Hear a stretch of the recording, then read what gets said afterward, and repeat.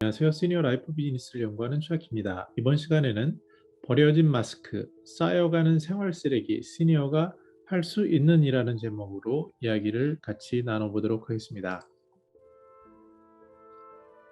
우리들도 알다시피 마스크가 너무 많은데요. 어떻게 보면 길거리에도 마스크가 굉장히 너부러져 있습니다.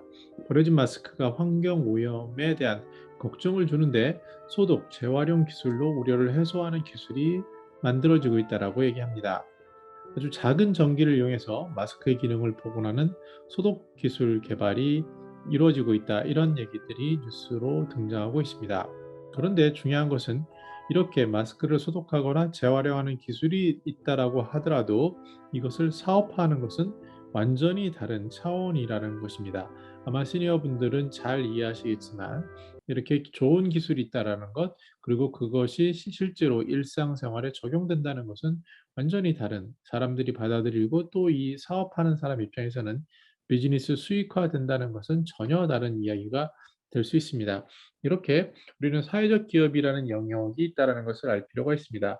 전통적 기업이라고 할 때는 어떠한 영리 목적이라고 돼 있죠. 특히 이제 수익을 얼마를 발생할 거냐. 특히 지금처럼 자본주의 사회에서는 주식시장에 상장해서 얼마나 이익을 지속적으로 발생을 하며 그것을 주주들에게 배당이나 어떤 가치로 돌려줄 수 있느냐, 이런 것들이 핵심이 되고 있는데요.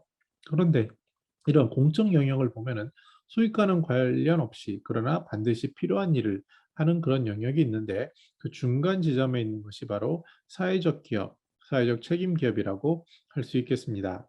미래에셋에서는 ESG라고요. 환경, 그리고 사회, 그리고 지배구조, 이것에 요새 많이 뜨고 있는 주제죠. 이것에 대한 테마를 얘기하는 것을 보면서 투자 영역을 가이드를 주는데 이 영역들이 바로 이전에는 기업의 영리 목적의 사업과는 조금은 다른, 굉장히 공익에는 도움이 되지만 돈이 안 됐던 것들이 이제는 돈이 되고 있습니다. 특히 정책에 의해서 친환경 같은 경우는 어마어마한 변화를 보이고 있죠.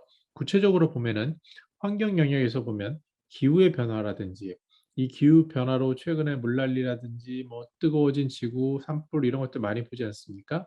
그리고 천연 자원에 대한 것, 우리는 곧 물 부족 국가에 달할 시간이 얼마 남지 않았다는 것을 알 수 있고 또 오염 및 폐기물, 이 쌓여가는 이 폐기물들을 어떻게 할지, 또 환경 산업적인 기회, 뭐 그린 빌딩이라든지 재생 에너지라든지 전기차라든지 이런 것들이 되겠죠. 동시에 사회적인 측면에서도 인적 자본, 또 제조물에 대한 책임, 이해 관계자 상충, 사회적 기회 이런 부분들도 중요해집니다. 특히 이제 양극화 이런 것들, 최근에 코로나로 인한 자영업자들의 고통 이런 것들을 어떻게 보듬고 같이 함께할 수 있는지에 대한 것들도 중요한 영역으로 발전하고 있고 지배 구조에 있어서 기업이 얼마나 투명하게 그리고 부정부패라든지 직원을 학대하거나 이런 것들이 없는지 이런 것들조차도 다 같이 볼 수 있는 것이 또 하나의 투자 영역으로 드러나는 새로운 시대를 맞이하고 있다라고 할 수 있습니다. 이렇게 ESG를 넘어서서 사회적 기업에서 하는 이런 일들은 누군가는 반드시 해야 하는, 어찌 보면 우리의 생존과도 관련된 겁니다. 그러나 당장 돈과는 연관이 없기 때문에 막상 뛰어들기는 쉽지 않은데요.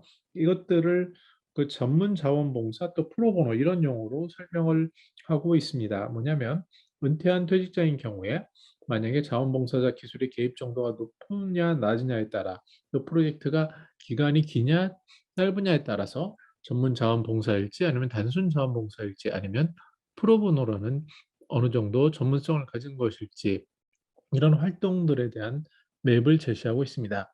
많은 사람의 경우에는 이런 것보다는 실제로 생활 속에서 어떻게 할지에 대한 고민이 클 것 같습니다.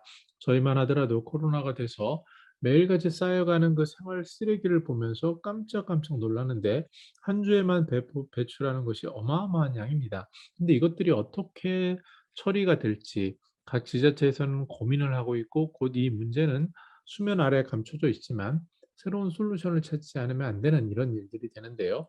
환경정의라는 단체에서 이러한 어떤 환경에 대한 이슈를 비영리 단체로 운영하는 것들, 그리고 제가 실질적으로 참여하고 있는 건 작은 변화를 위한 모임과 실천을 하는데요. 오래전부터 활동하고 있는 소셜벤처 파트너스 서울이라는 곳은 어떤 사회적 기업을 발굴하고 후원하는 그런 단체고요. 시니어 라이프는 시니어의 더 나은 삶을 연구하는 모임이고, 또 최근에는 웰다잉이라는 그러한 시민 운동, 웰다잉 문화 운동 이쪽에서 어떻게 우리들이 간과할 수 없는 문제들을 콘텐츠를 확산할 것인가에 대한 고민들, 또 최근에는 사회적 기업인 병원동행이라는 당신처럼 동행이라는 기관과 밀접히 협력하고 있는데요.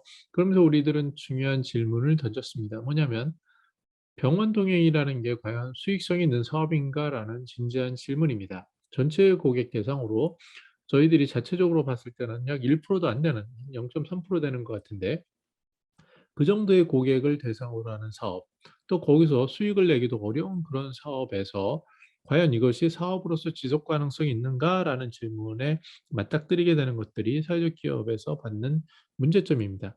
그런데 이것은 누군가에게는 반드시 필요하고 우리의 삶에 있어서 꼭 필요한 부분이 됩니다. 그래서 그 사회적 기업이라든지 ESG라든지 이런 영역에서는 조계 공공이나 우리 민간의 지원이 꼭 필요한 부분이 되고요. 이러한 것이 지속성 생존 능력을 갖췄을 때 사회에 미칠 영향, 특히 시니어나 그것을 이용하는 고객들에게 미칠 영향은 어마어마한 수익성으로 다시 환원될 수 있는 가능성이 보이는 그러한 변화들이라고 생각할 수 있습니다. 그래서 저도 지금 고민하는 부분은 어떻게 이렇게 생활 쓰레기를 줄일 수 있을까? 또 그리고 누군가는 돈은 안 되지만 누군가는 이 중요한 과제에 대해서 마치 빌 게이츠가 재단을 만들어서 고민하듯이 이러한 질문들에 대해 숙제를 풀고 있고, 또 그러한 혁신하는 소셜 벤처라든지 그 스타트업에서 어떤 새로운 방향, 새로운 가능성을 보여줄 것이고, 거기에 대해서 우리 일반 시니어들도 박수치고 응원하는 이런 자세가 필요하지 않나 생각해 보았습니다. 저는 더 나은 시니어 삶 공동체를 연구합니다. 감사합니다.